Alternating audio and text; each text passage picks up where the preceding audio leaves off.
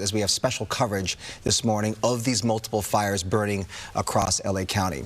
Homes have burned. Thousands more are threatened. Fires burning out of control in Pacific Palisades. You saw that fire break out yesterday. We now have a fire in Sylmar and another near Altadena. At 8 o'clock this morning, we expect to get an update on all of these fires and the firefight. Dozens of schools are closed this morning as well. We'll have that list for you in a few moments. For now, crews continue their best to save lives and property. Yeah, this fast-moving Palisades fire has already burned 2,900 acres, forcing thousands of people to evacuate. We've got team coverage. Gigi Graciette is live there covering the Palisades fire. Gigi, good morning. We have seen multiple homes, Bob and Brooke, on fire right now. We are on Sunset Boulevard at Chautauqua, and you can see there are more homes here burning. We just came from Rivas Canyon. Homes on both sides of the street on fire, appearing already to be a total loss. We were at Rustic Lane, multiple homes there on fire right now. Firefighters doing their best to get from one home to another, facing multiple challenges.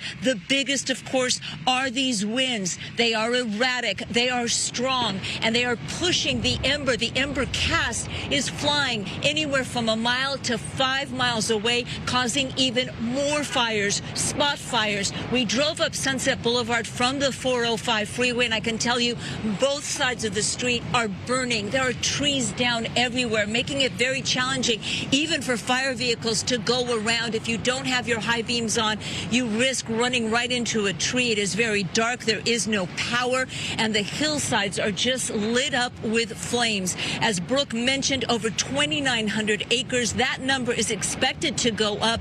We will be getting a briefing later this morning, but right now they're not counting acres. They are counting the losses, and they don't know how many they're going to be, but we know there are several because we are watching as these homes just burn to the ground. We heard firefighters facing one challenge. They had no water. That is a huge issue. Also here in the Palisades that will be looked at post-fire, but right now firefighters doing their best. The units continue to come into this area from all over the state. And let's talk about injuries. We've got some breaking news. Overnight, a man was found stumbling on Pacific Coast Highway. His clothes, the majority of his clothes, had been burnt off. He had burns to most of his body. He was in extremely critical condition, obviously rushed to a burn center. Unclear if that man is going to make it and what the circumstances are surrounding how he got burnt. But that happened overnight on Pacific Coast Highway. We're hearing about an LA City firefighter. We actually heard this call go out, and it is the call that makes firefighters' hearts stop. Mayday call for LA City firefighter down. We understand it's a 25-year-old firefighter, has a very serious head injury, and that is one of multiple people taken to the hospital already. There are multiple burn patients. A lot of them were found on Pacific Coast Highway. How they got there, what the circumstances are, unclear. The priority, getting them the medical help they clearly and urgently needed. So this is not going to be a story about homes that were lost only. This is also going to be a story about some very serious injuries. Our thoughts and prayers obviously go out to that man and his family. Again, extremely critical with burns to the majority of his body. He is now in a burn center, we understand, intubated this morning as doctors work to try to save his life. That is what is happening here in the Palisades, over 2,900 acres. That number is expected to go up later this morning, and we've counted at least 8 homes that we have seen this morning that are burning. Bob and Brooke? It's heartbreaking to hear about the injuries, Gigi, so thank you for telling us about that. And, of course, we'll learn more information as the day goes on. Can you tell us what was it like driving up to there? And you're like in the Rustic Canyon area, right? Because the fire had broken out near the Palisades, in the Palisades area, and the expectation was that the winds would push this fire westward and perhaps in the southwesterly direction towards the ocean. But this is a little east of that, right? So where are you for our folks at home that are watching? They're wondering what street you're reporting from so that we can get an idea of where you are. We are on the corner of Chautauqua Boulevard and Sunset Boulevard, and this is where several homes are burning right now. We were at Rustic Lodge, a private road where homes are burning.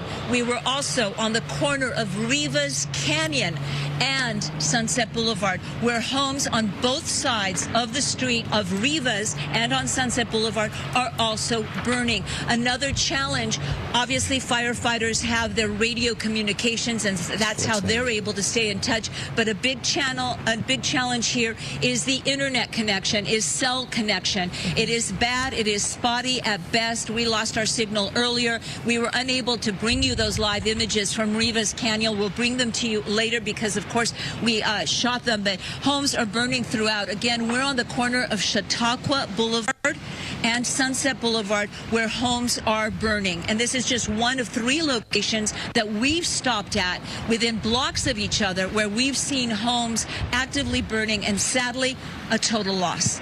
You know, Gigi, you're someone obviously who's covered many fires here for Fox 11, someone who our community really looks to when it comes to any sort of breaking news coverage. But we're talking about, for many people this morning, the differences in what we're seeing here in this Palisades fire. Any comparisons or differences compared to what you've seen before when it comes to what you're seeing right now?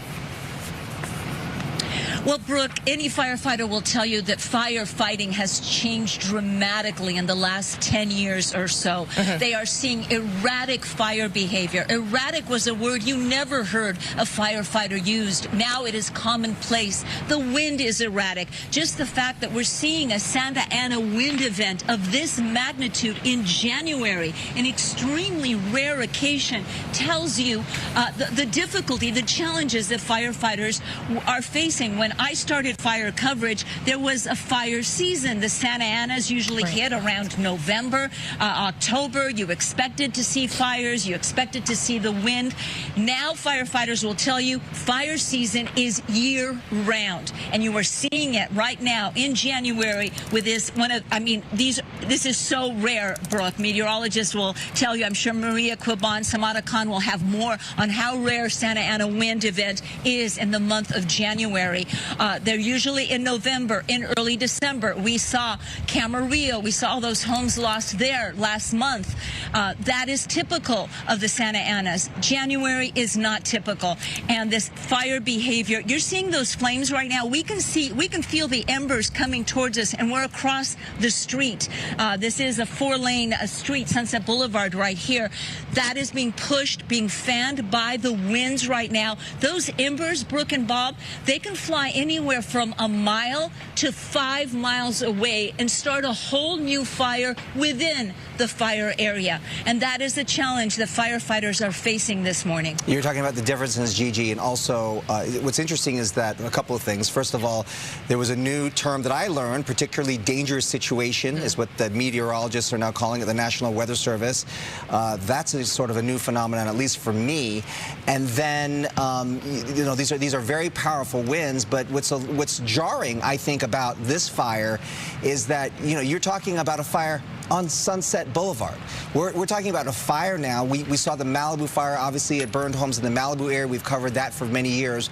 This has gone down to Sunset Boulevard, major metropolitan area that we're talking about. The Palisades Village. Ed Laskos was saying that there are multiple structures burned near Palisades Village. So these are very heavily traveled thoroughfares, areas that we know and love here in Southern California that are now burning.